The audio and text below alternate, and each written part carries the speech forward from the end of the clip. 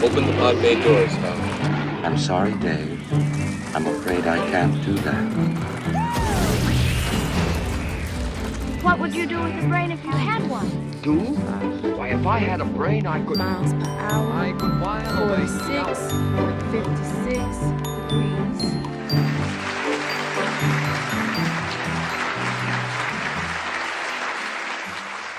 Hi, I'm Casey, and today I'm talking about conservation of momentum in West Side Story, and we're going to look at two kinds of momentum. We're going to look at angular momentum and linear momentum, and we're going to see how conservation of those quantities shows up in two moments in West Side Story. First, we're going to look at angular momentum, and we're going to see how that tells us why Bernardo turns the way that he does. In this scene, for example, why he spreads his arms out before he starts spinning, and why he brings them in when he wants to speed up. We are also going to talk about, we're going to use the conservation of linear momentum, in this case between two bodies, to see how far the Earths move when the jets all jump on it.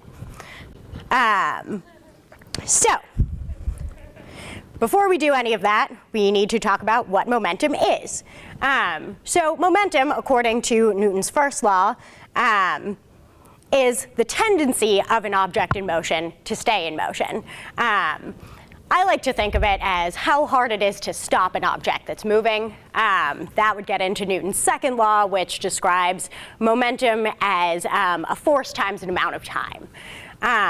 So I think it's fairly intuitive if you think about how hard it is to stop an object, that momentum, when we write it down, should be related to how big that object is and how fast it's moving. So when we write down the equation for momentum in physics, we write it as the mass of something times its speed.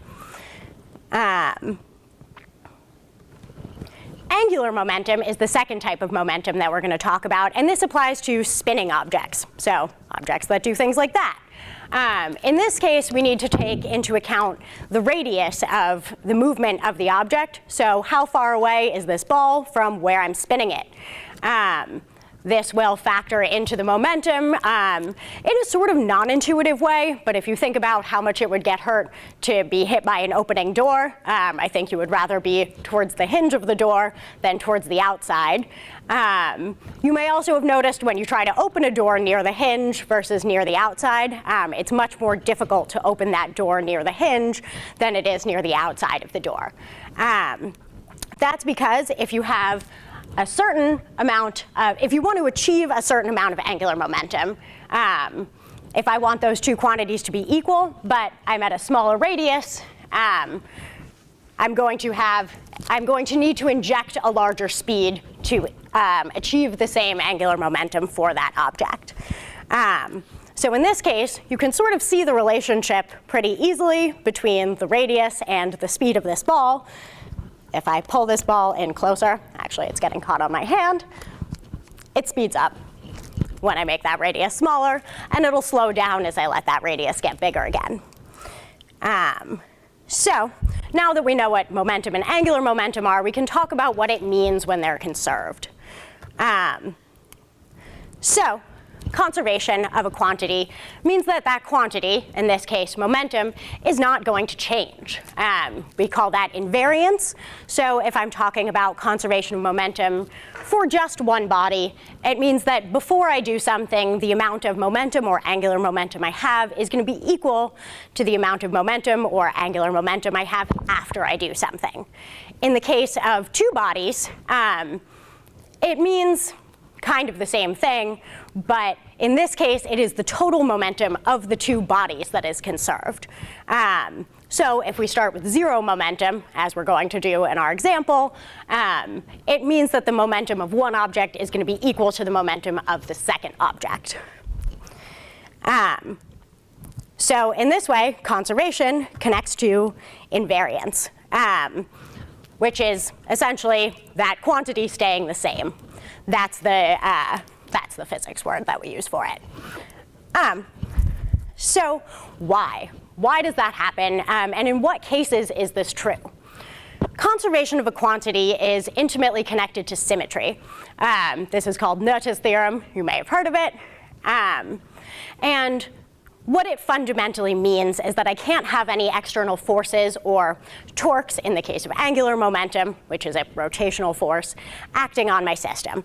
So if I have a free particle, just an object moving through space at some constant velocity, its momentum is conserved because there's nothing else around it. And I can move it from here, it's moving at some speed, and I can move it over here, and nothing fundamental about this system changes. But if I have an external force, like this magnet, when I move it from one place to another, all of a sudden its motion changes, right? It's no longer a free particle moving at a constant velocity. Now there's some force acting on it. And that force is going to break the symmetry. So there's a difference between this position and this position.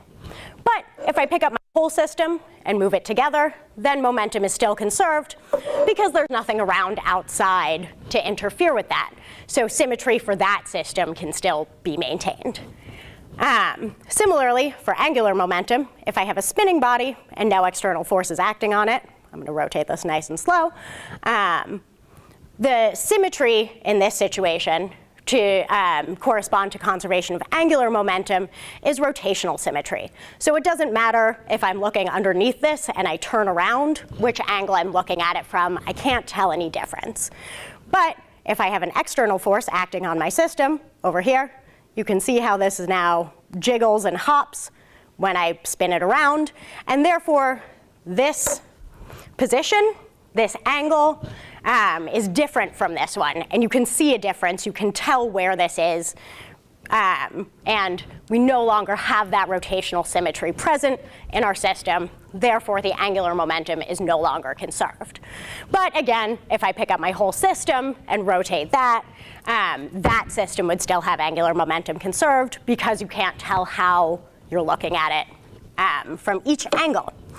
So now that we know that conservation implies invariance of a quantity, and it's due to the presence of some kind of symmetry, rotational or translational, we can see that what that means is that there can't be any external forces acting on my system.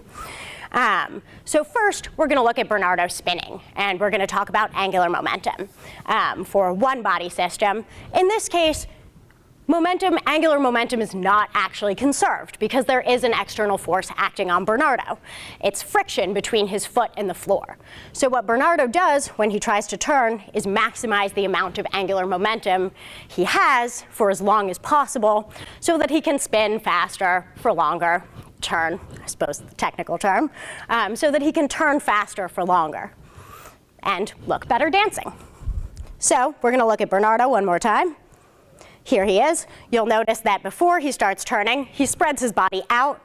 As he turns, he pulls it in. And when he wants to slow down, he spreads his arms back out. One more time. Here's Bernardo. Yeah? All right. So we're going to break down Bernardo's motion into three parts. First, before he starts spinning, Bernardo wants to maximize the amount of angular momentum that he's going to start with. So assuming you can only push off the floor so hard and give yourself some amount of velocity, speed, give yourself some constant amount of speed. If you want to increase the amount of angular momentum you have, you want to take your mass and you want to increase the radius. So you want to spread yourself out, and that way you start with as much angular momentum as possible. Now, when Bernardo starts spinning, he wants to conserve as much angular momentum as possible. Some of it's going to go into the floor. He can't spin forever. In space he could, but not with the ground there because that's an external force. So if he wants to spin faster for longer, you'll notice here you can actually see it better for the guy in the white shirt because the background is dark. They fold their bodies in. Right? And so this takes the amount of mass that was spread out originally, decreases the radius, and hence increases the speed. Because these two things, the radius and the speed, are going to have an inversely proportional relationship if the amount of angular momentum is constant, which we know it's not really. They'll still have an inverse proportional relationship. So good. By tucking Bernardo's arms in, he can spin faster for longer. and look better dancing. Now, Bernardo wants to slow down. So he's going to spread his body back out. That way, his speed decreases because he's moved more mass to a higher radius. So the amount of angular momentum he has is still the same, well, slightly less than when he started because someone went into the floor. But his speed will be smaller when he spreads his arms back out, and therefore he's not going to fall out of his turns. And he'll make a smoother transition into the next dance step. So, one more time, we can watch Bernardo with that in mind. And you'll notice that when he brings his arms in, he starts spinning faster. Yeah? Short clip. A lot to see in there. So the next kind of momentum we're going to talk about is linear momentum. And in this case, we're talking about it for a two-particle system. So since we started with zero angular momentum, the total amount of angular momentum before and after something linear momentum before and after something happens is going to be constant. In this case, what that means is that the linear momentum of the Earth is going to be equal to the linear momentum of the jets when they jump. So we can use this to calculate how fast the Earth moves when the jets jump on it. So let's watch the jets jump. They don't go very high, and if you notice, that took about half a second for them to jump. So if we want to calculate how fast the Earth moves when the jets jump, we are going to write down conservation of momentum in terms of the mass and the speed of the Earth and the jets. So if we want to calculate the speed that the Earth is moving, we need to be able to guess what the values are of all of those other quantities, right? Otherwise, we'll just know how fast the Earth is moving compared to how fast the jets were moving, and that's less cool than an actual number. So we're going to need some values. First, we're going to need the mass of the Earth. This one, usually you can just look it up online. If we wanted to actually find out what that is, we could exploit Kepler's laws, for example, and calculate how off the angular momentum of the Earth is compared to the moon, and that could tell us the mass of the Earth. You can ask me more about that afterwards if you want. The mass of the jets was slightly trickier to estimate. I don't know how much each of those men weighs, so I can't give you an actual number. But what I did is I took the average mass of an adult male, and I counted 9 of them in that scene, so I multiplied it by 9. I figure a dancer is slightly heavier than a normal person because they have more muscle mass, but we also have an obesity epidemic, and I'm pretty sure that was for nationally, so I figured it'd probably still be a pretty good number to use. In either case, we're really just going to be looking at the order of magnitude, i.e. like how many zeros are present in our answer. So if we're off by a little bit, it's not going to matter too much in terms of how big our final result is. We're also going to need to know what the speed of the jets was when they took off from the Earth. So if we want to go back to the clip for a second, we can use the fact that they jumped for about half a second, and I estimated that they went about 3 feet high. That is because if you look at them in this picture, I estimated that their body height was about their difference from the floor, so I got a whole bunch of my friends to crouch and measured how tall they were. It was about 3 feet. I got a bunch of tall ones too, because I figured that usually male dancers are tall.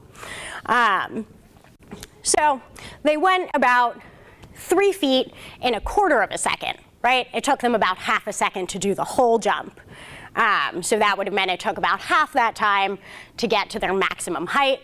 We're making a few simplifying assumptions here, namely that nothing is accelerating, really. But I included acceleration in the calculations, and fun fact, you get the same answer as when you don't include it. So our assumptions are pretty safe here.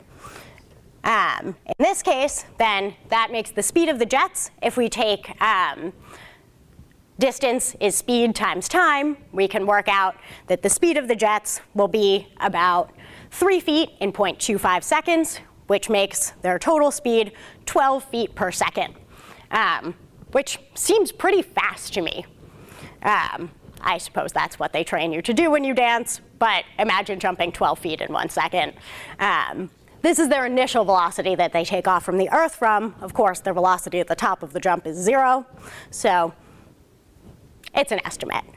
Now, if we want to calculate the speed of the Earth, I'm going to have to divide both sides by the mass of the Earth so I can get the speed of the Earth alone by itself on one side of the equation, and I can plug in my numbers. When I plug in my numbers, I will find that the speed of the Earth, I did this with a calculator, obviously, is 1.3 times 10 to the negative 21st feet per second. Does that mean anything to you guys? It's a really small number, right? So I'm going to put that in some kind of context. What that means, essentially, is that it would take in an hour, the Earth will move about 1/5000th the size of an electron. That is really, really tiny. Another way to put that in perspective is it would take 80 trillion years for the Earth, if it was moving at that speed, to move as fast as the jets, to move as far as the jets went, right? That 3-foot jump, that's going to take 80 trillion years.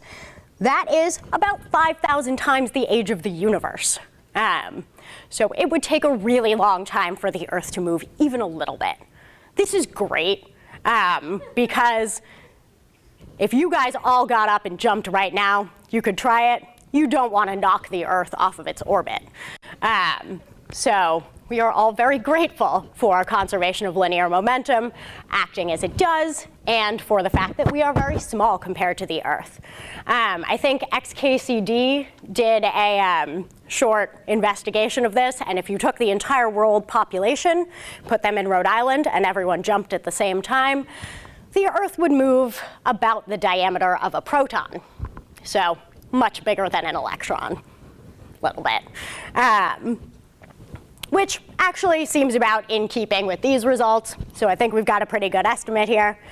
Of course, we have now treated the Earth, when we did this, as a rigid body, meaning that it doesn't deform when you jump on it. But of course, the Earth does deform when you jump on it. Really, you won't have moved the Earth at all. Most of that energy, you may have moved it even a fraction of what we calculate. Most of that energy is going to go, and momentum is going to go into heating up the Earth. We could calculate that too. It turns out it's about the same order of magnitude in degrees Celsius, so about 10 to the negative 23rd degrees Celsius, divided by the number of atoms in the Earth. So real small, even smaller than that one. So we do heat up the Earth a little bit when we jump on it, but not really to any appreciable degree. This is also good because global warming. We don't want to heat up the Earth by jumping on it, and we don't want to see any members of Congress jumping up and down and explaining that that's why the Earth is warm. So physics can tell us a lot about West Side Story. It can also tell us a lot about the Earth and the universe.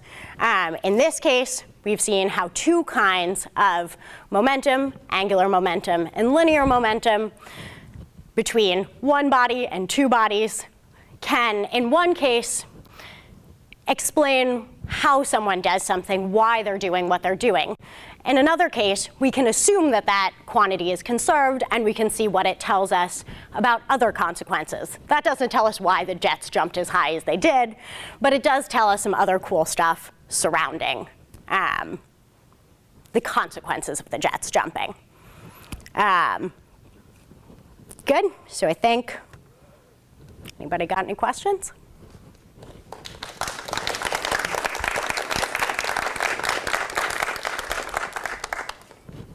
Sure. Yeah, so do Newton's laws explain everything we can see and experience? And if you could observe dance at the quantum level, would the audience influence the performance? That is a great question. Newton's laws definitely do not describe everything we see and observe, as you were hinting at. They definitely don't describe what's going on at a very small scale. So at the quantum scales, at atomic scales, Newton tells us basically nothing about that. For example, that's the reason that it actually doesn't make sense to talk about the size of an electron. Things get really fuzzy when you get in that deep. That does have an actual meaning, but it's not a literal distance. It works well to think about it that way, though. So no, it can't explain everything. It also can't explain how really big things move. So Newton's laws only apply to sort of a middle scale between the really big things that you need general relativity to explain and the really small things that you need quantum mechanics to explain. But it does a good job with the things that we experience in everyday life. Even, I think, if we want to talk about planets, Newton's laws are only off by 9 times 10 to the negative 4th or 5th, I think, per year, if you want to talk about how off Mercury's orbit is. So they apply really well to things that are really, really big, like black holes and stuff like that. Definitely Newton's laws won't work there. But if you want to talk about the influence of quantum mechanics on dancing, there isn't really going to be an effect that I can think of at the large scale. And that's because of something called entanglement and decoherence. So how to explain this? When I interact with something, like this water bottle, all right, go back for a second. When we talk about quantum, we talk about everything is a wave, right? Like light is a wave. Also, electrons are waves. Also, I am a wave. However, when you measure a particle in that system, it ceases to be a wave, and in that case, becomes localized, and it's a particle, right? Waves can be spread out everywhere. If you ask where an ocean wave is, well, it's in a lot of places, right? But once you measure something, you've pinned down a location, so that's when we call it a particle. So for macroscopic objects, like me, when two particles interact, there's some information, the wave information, essentially, that's carried away from that particle. So because I am a big object, I am constantly interacting with lots of particles, like the particles in the air, and the particles in this computer, and the particles in all the things connected to my microphones. So I am constantly being measured by things that don't include you guys sitting out there, right? I mean, they do include you guys, but lots of other things besides that. So the effect of your consciousness existing over there won't be able to change how I am physically in a quantum versus classical sense, because I am already unclassical, unquantumed by all the other stuff around me. However, if I were really tiny, the act of being measured would localize me and force me to adopt some kind of position or speed with which I'm talking. So, does that explain Jeff Sessions' testimony? Actually, there was a really great article a couple years ago on in the New York Times about the quantum theory of Mitt Romney, where they really almost perfectly described how quantum mechanics could apply to Mitt Romney in, of course, a metaphorical and hyperbolic sense, but they actually explained all the concepts perfectly, which I thought was really impressive. So do Newton's laws explain almost every kind of engineering? No, certainly not computer engineering. For example, right, that Moore's law thing, how it kind of was plateauing, that's because classical physics doesn't really work anymore. Because you made those transistors on the computer chips so small that now you need quantum mechanics to explain it. So definitely not that kind of engineering. For electrical engineering, I think you also need quantum. You'll also need special relativity because electromagnetic waves, light, it moves really fast. So you need another theory to explain that. And you need Maxwell's laws, which don't fall under the purview of Newton's laws, but they are still classical physics. So of course you need the things that Maxwell's laws describe electromagnetism. So you need the things that describe electromagnetism to talk about any kind of electrical engineering. But for the most part, I think structural engineering, building buildings and things like that, all covered by Newton's laws. Unless you want to build them out of a very strange material, in which case you need to talk about EMAG and quantum again. I think we have a question out here. Great.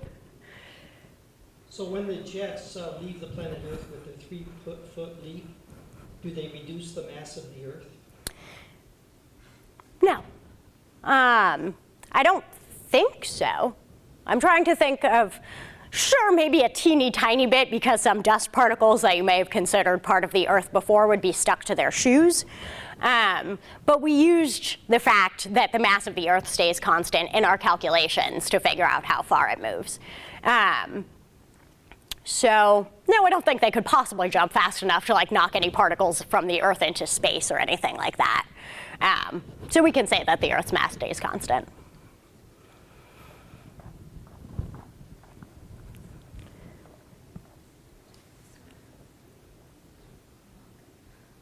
Could you talk about conservation of momentum again? What confused me about it was you were saying that something moves through space, but there's something, there's a force that's so in this context, because we are on the surface of the Earth, I couldn't launch this magnet and have it maintain a constant velocity. You're not talking that there's some, you're saying it's an object moving through.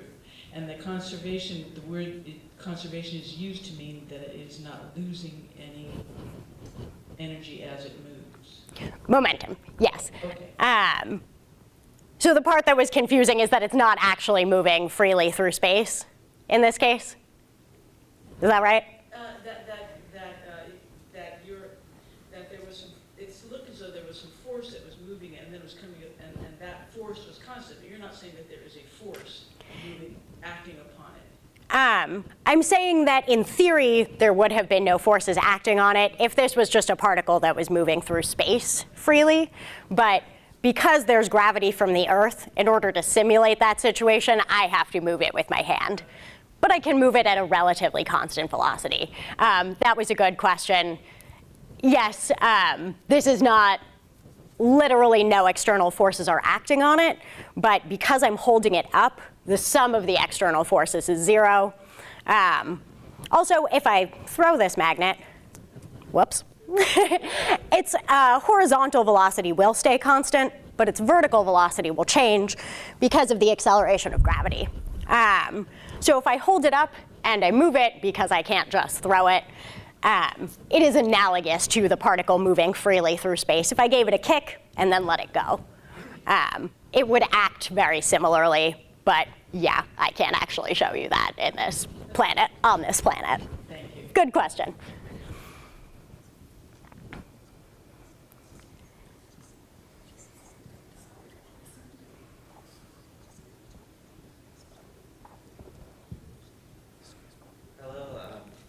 My question is, when they were spinning, there's a certain point where you spin so fast and you lose consciousness. Is that, I guess my thing is, can the human body, like when advancing, put enough force that it just doesn't work anymore? So you want to know if you can lose consciousness because you turn really fast? Basically, yeah. I think that's actually a really interesting question. I am not a doctor or a biologist, so if you ask me about how human bodies work, I'm totally just guessing here. But I think that the reason why you lose consciousness when you spin fast is because you are either, you're moving the blood around in your body. So there's centripetal force, right? If I spin this around, I can feel this moving around here. Similarly, for the blood in my body, if I'm turning around, everything's rushing towards the outside of me. So I think that no, if you turn the way that Bernardo was turning, where your, the axis that you're turning around is lined up through the top of your head, you may be able to burst a couple capillaries in your hands, but I suppose in theory, it's possible for you to spin fast enough to have all the blood rush out of your head and into your arms. I have no idea how fast you would have to turn to make that happen. I could try to calculate it for you. But if you were doing backflips or something like that, such that the axis you're spinning around is now the one that goes through your abdomen, then your head would be at that large radius, and therefore I think it would probably have a more significant effect in terms of removing or changing how much blood is in your brain. Thank you. Mm-hmm. I don't know, try it. Suppose it would depend on your blood pressure and heart rate and things like that. Hi. When did you become interested in studying physics? When I learned that we wouldn't be able to walk without friction, I thought that that was really cool, that the only reason that I can move around this stage right now is because there's friction between my feet and the floor. This is another instance of conservation of momentum. If the floor wasn't here and I tried to walk, it would be similar to trying to walk on ice. So I would just slip and slide and go nowhere. But because of conservation of momentum between me and the floor, there has to be some other force being exerted on me for me to be able to move with respect to the floor. That force is friction, and therefore I can walk like this, and the Earth stays mostly where it is, and I can move relative to it. Yeah, so I just thought that that was really interesting, and yeah, I don't know, I think I make that decision like 20 times a day, so I'm not sure I can really nail down a point.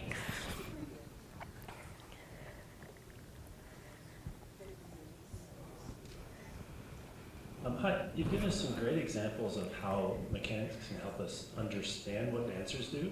Do you have any examples or even just ideas about how dance might be changed by an understanding of mechanics? Like something you could do as a dancer once you understand the principles of mechanics?